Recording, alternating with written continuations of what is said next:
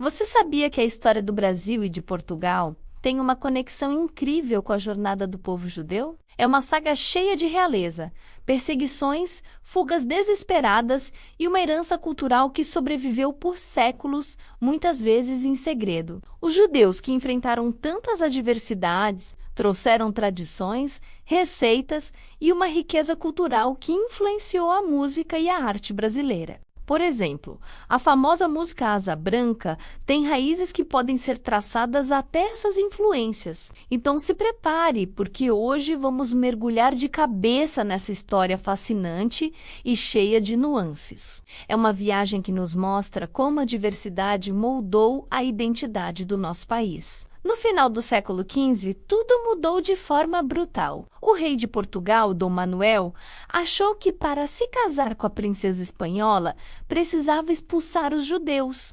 E o que aconteceu foi ainda mais cruel, um batismo forçado em massa. Imagine só, milhares de judeus sendo obrigados a se converter ao cristianismo. Isso deu origem aos chamados cristãos novos. O judaísmo foi banido, empurrado para as sombras, enquanto o ódio se espalhava à luz do dia. Sinagogas secretas começaram a surgir, com comunidades tentando manter suas tradições em segredo. E então, em 1506, aconteceu o terrível massacre de Lisboa, onde muitos foram mortos só por serem quem eram. E o pior ainda estava por vir.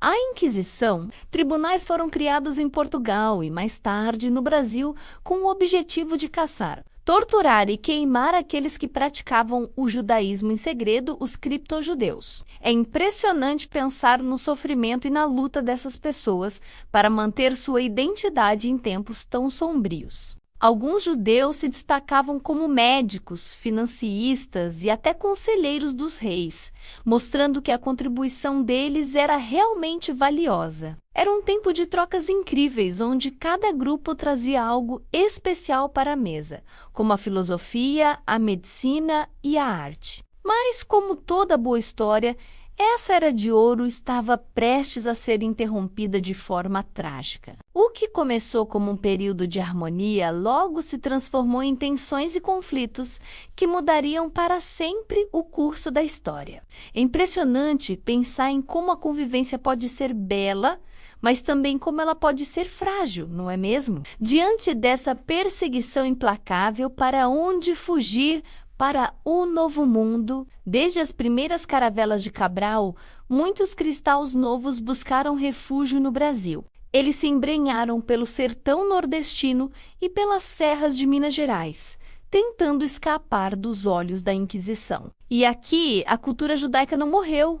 Ela se transformou. Práticas e costumes foram disfarçados para sobreviver. Você sabia que algumas superstições, como não apontar para estrelas ou cobrir espelhos quando alguém morre, têm raízes judaicas? Pesquisas incríveis, como as da historiadora Anita Novinsky, mostram que muitas dessas tradições, hoje vistas como folclore, são heranças de um passado judaico profundo. Até o chapéu de couro do sertanejo, com sua estrela de 6 pontas, pode ser um eco secreto da estrela de Davi, uma herança silenciosa escondida à vista de todos. No século XVII, uma janela de liberdade se abriu no Nordeste. Os holandeses invadiram a região e trouxeram com eles uma nova onda de tolerância religiosa. Judeus que haviam fugido para a Holanda agora vinham para o Brasil e podiam, finalmente, praticar sua fé abertamente. Eles fundaram em Recife a primeira sinagoga das Américas,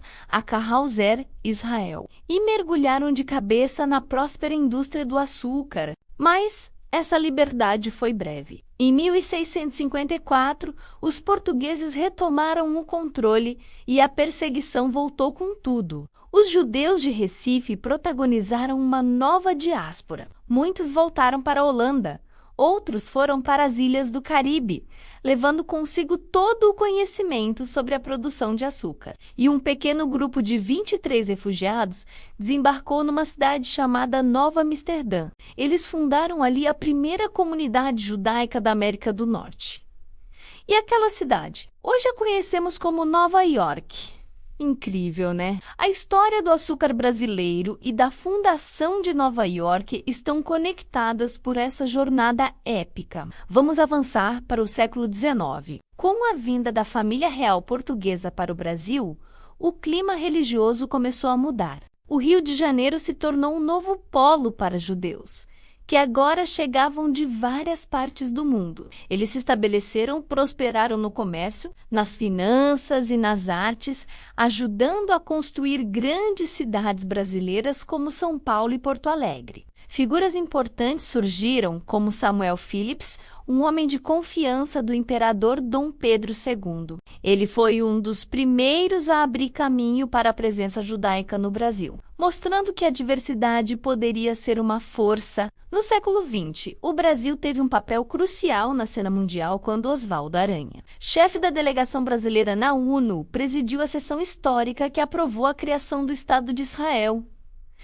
Isso foi um marco. Mesmo durante os anos sombrios da Segunda Guerra, diplomatas como a brasileira Aracide Carvalho e o português Aristides de Souza Mendes desafiaram seus governos e salvaram milhares de judeus do Holocausto, emitindo vistos que significavam a diferença entre a vida e a morte. Essas histórias são verdadeiros atos de coragem e humanidade e nos lembram que, mesmo em tempos difíceis, sempre há espaço para a bondade.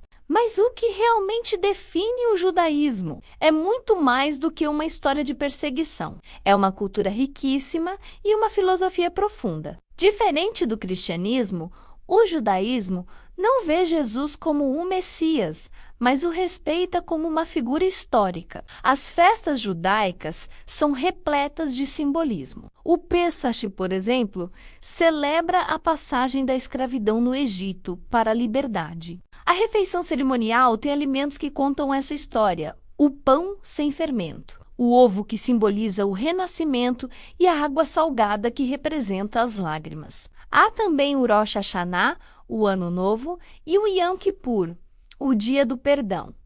Momentos de profunda reflexão e introspecção. É uma religião que valoriza a família, o estudo e a memória. A jornada do povo judeu em Portugal e no Brasil é um testemunho poderoso da resiliência humana. É uma história de dor, mas também de uma incrível capacidade de adaptação e contribuição. Ela nos mostra como culturas podem se entrelaçar de maneiras surpreendentes, deixando marcas que perduram por gerações. Uma herança que está no nosso vocabulário, nos nossos costumes e na própria alma do nosso povo. Se você achou essa parte oculta da nossa história tão fascinante quanto eu, não esquece de deixar seu like, compartilhar com os amigos e se inscrever no canal para mais vídeos como este. Muito obrigado por acompanhar essa jornada e até a próxima!